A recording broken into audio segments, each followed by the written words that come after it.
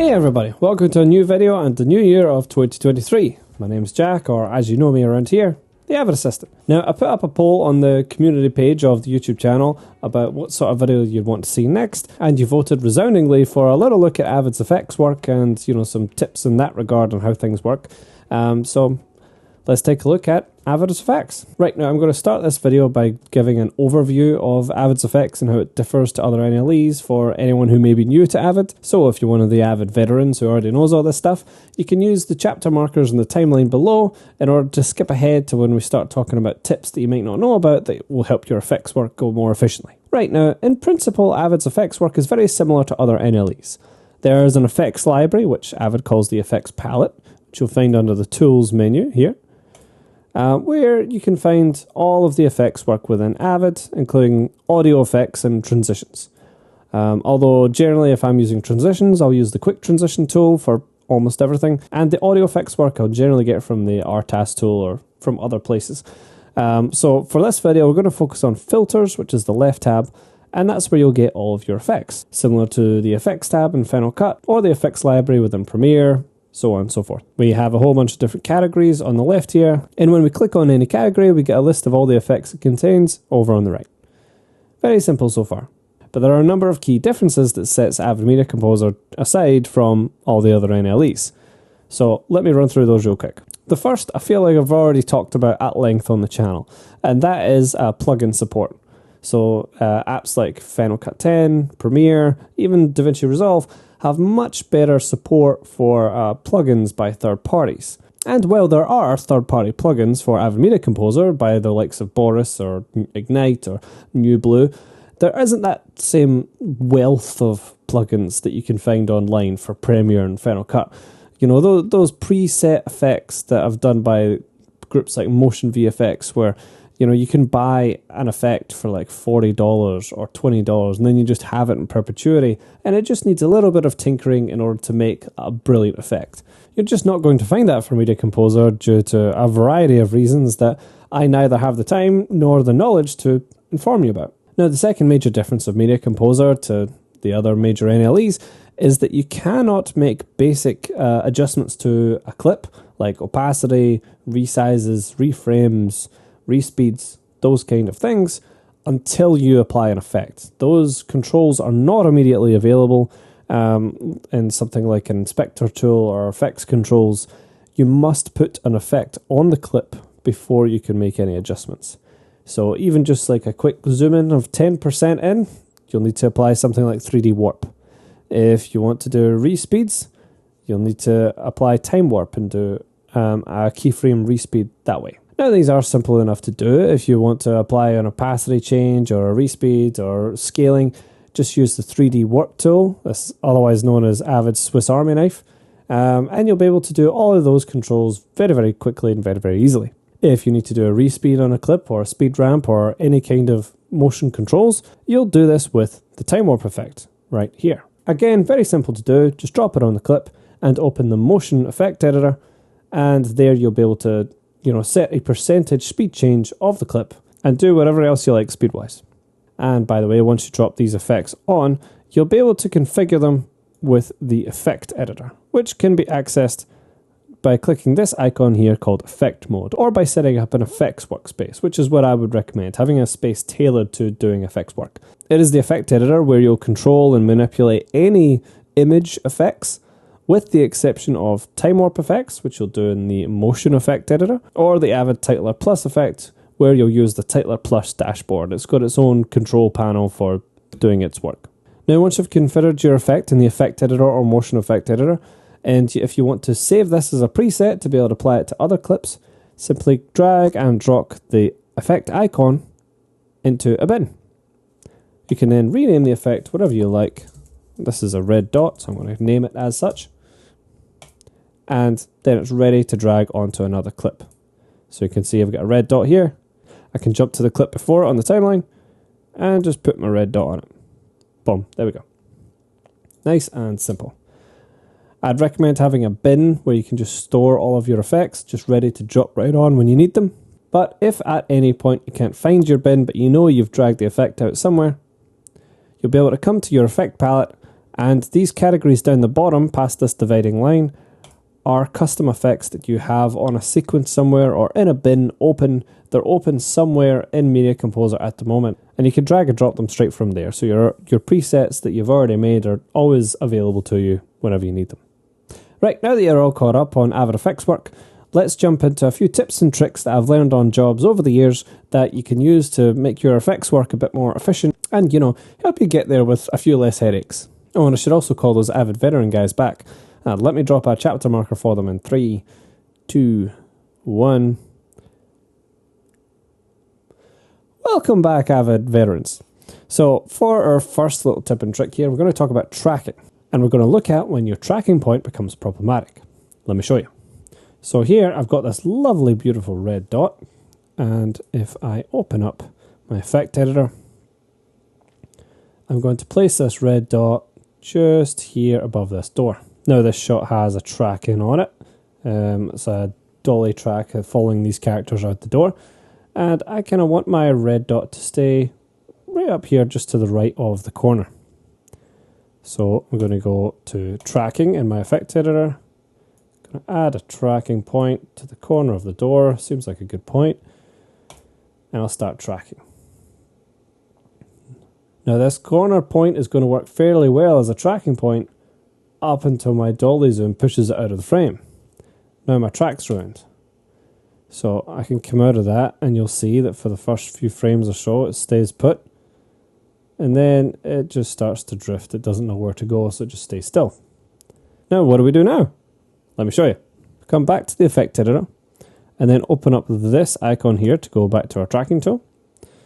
Then we can follow here to see to just before we started to have problems. So here the corner's still in frame. And then right click in this timeline here, the timeline of your tracking point, and do add new tracker region. What this is going to do is it means that from this point onward, I want you to track this other point.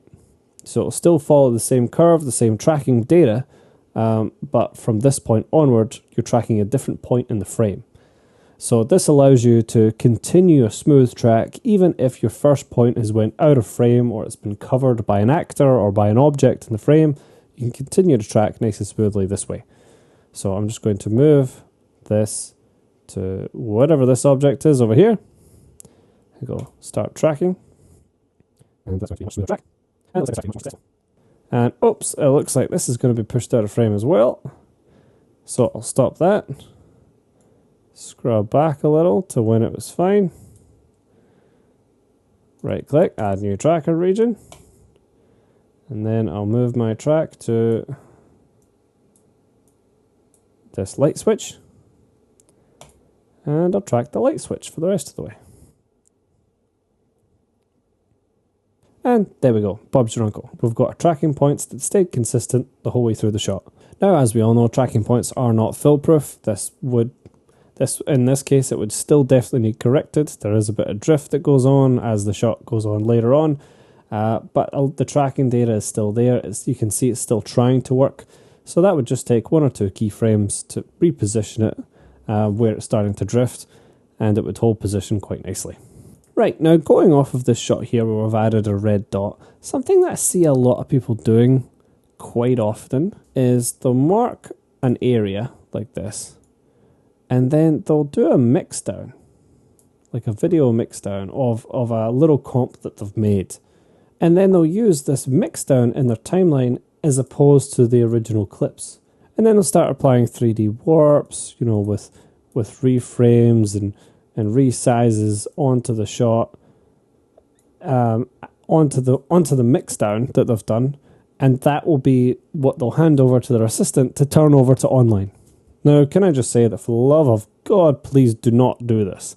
Especially, do not do this and have that be the only thing present at that point in the timeline, because it can make it extremely difficult for your assistants or for the online editors to track back the original clip, which will be essential for the grade, visual effects, whatever else that needs done later on. Always, please, always try and avoid mixdowns. They are not necessary.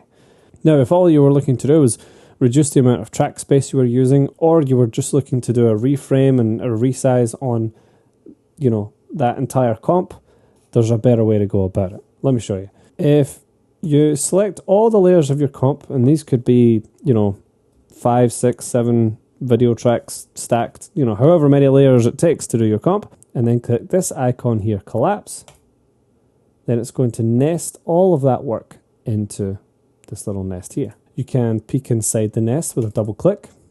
You can edit content, whether that be further effects or, you know, further clips straight into the nest by patching your source straight into the nest. And best of all, you can apply effects directly to the nest in order to reframe and scale while keeping your comp work that you did preserved.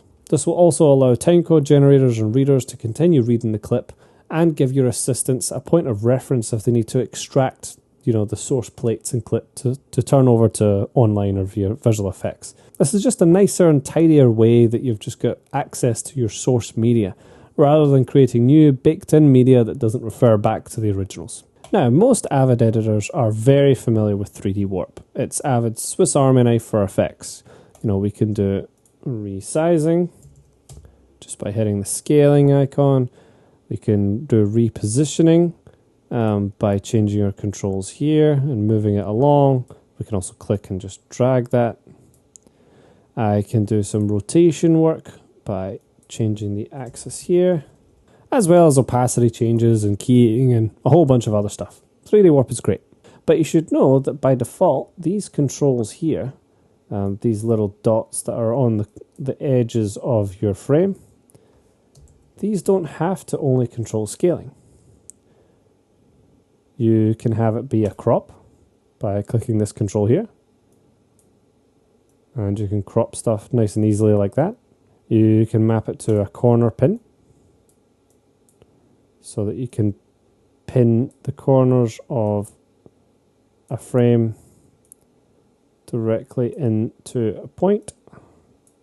You can click this button to control your rotations, Z-axis, X-axis,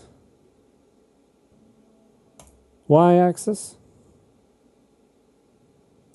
You can do positioning without having any scale controls there, like so.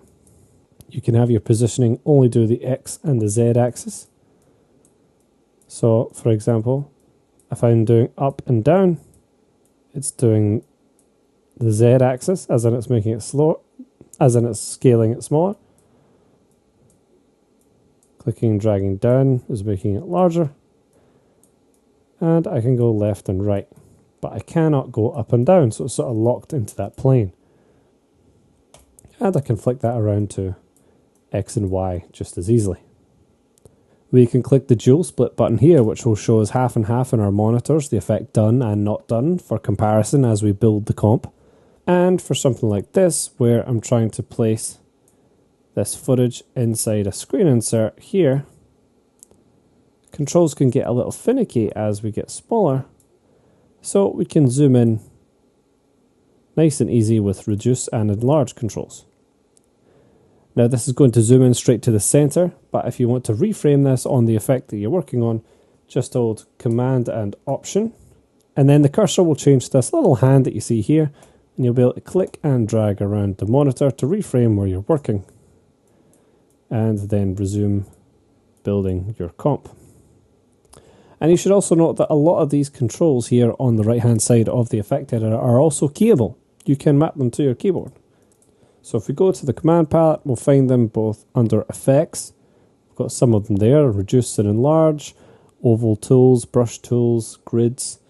And then under the 3D tab, we'll get all of our transform tools like rotations, crops, scales, repositionings. It's all there.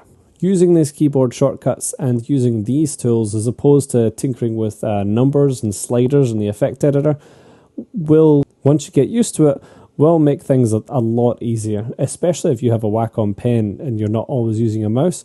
It just makes effects work much more pleasant and a lot faster, even in Media Composer. Right now, we know that we can drag and drop an effect from the bin straight onto a clip, right? A saved preset effect. But what happens if I want just some attributes of a preset effect, but not the whole thing? For example, this picture-in-picture of this monitor, it shows up again a little later in the film. Here. You can see in the background there that it's got a defocus on it as well because it's in the background. Now, what if hypothetically I wanted to apply that exact same defocus to the monitor in this shot without having to rebuild it again? I wanted it to look exactly the same. Well, let me show you the nice and easy way to do that. If I extract that 3D warp, right, and I'll drop it in a bin, just going to drop it here just now.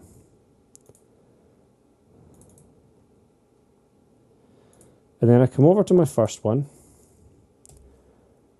I'll open up the effect editor, and I'm going to have to move this down here for now because I'm going to need that preset that's in the bin.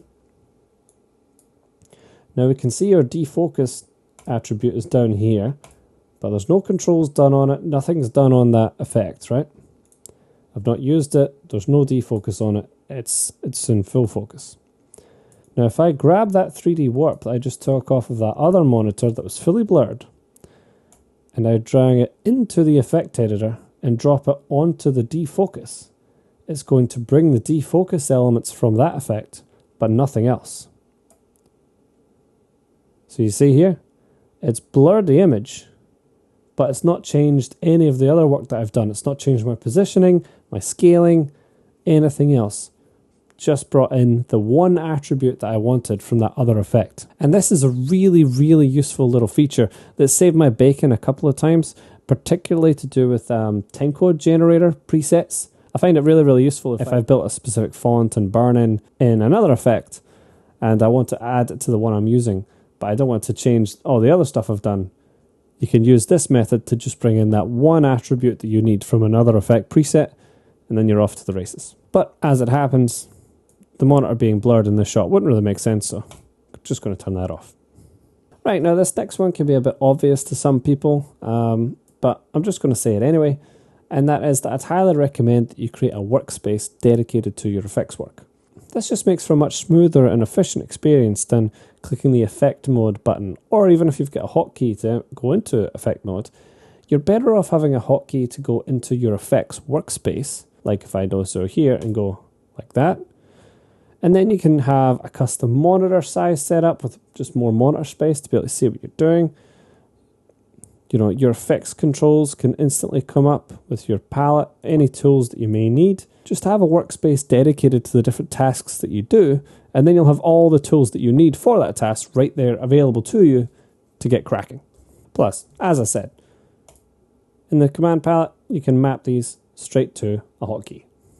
Another wee nifty feature in the effect editor that you may not know is that if you've done a whole bunch of, adjustments, like this picture-in-picture here, and you decide you want to reset everything. You want to reset all these to 0, but you don't want to have to click on them all and type 0 or fiddle around with the sliders. If you just option click on the toggle switch here, it resets all the parameters. And this is true for any of the controls in Effect Editor in just about any effect in Avid Media Composer.